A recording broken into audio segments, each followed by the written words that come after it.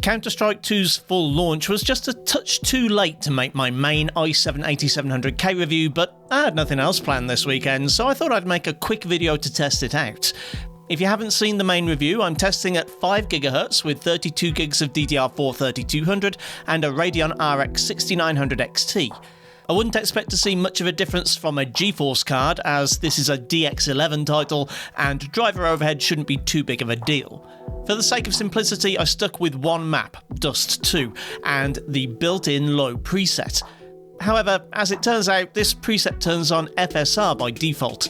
Now, FSR isn't magic technology, it improves the quality of low-res visuals, but it doesn't do so for free, so to make sure it wasn't affecting CPU performance, I disabled it for all my testing. Starting with 720p, a real nightmare to actually try and click heads at this resolution, but some people insist it's the best way to test CPUs. The average frame rate hits 226, with 1% lows of 124 and 0.1s just above 90 FPS.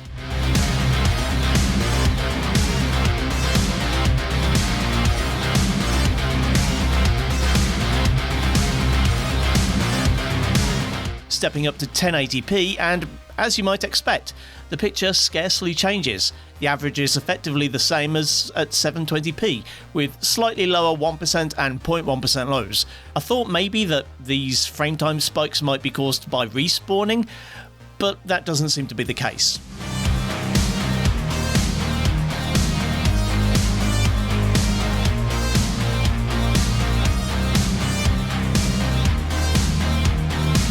Finally, my monitor's native resolution 1440p, and curiously, it actually did a little better overall.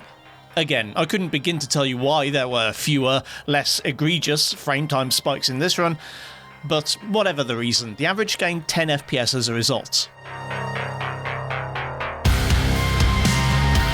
Looking back at the footage, I couldn't help but notice only 5 of the 12 threads were being loaded above 50%. So, out of curiosity, and to drag this video out a bit longer, I thought I'd have a go at turning off hyperthreading to see if that has any kind of effect. And, well, it actually saw about an 8 or 9% uplift in frames, from 234 to 255.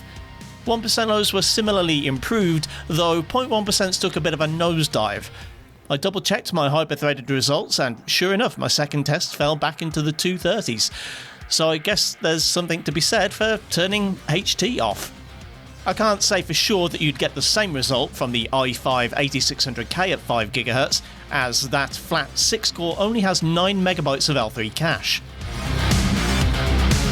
Anyway, bottom line, if your GPU is capable of churning out 220 to 230 FPS, then the i7-8700K can handle it.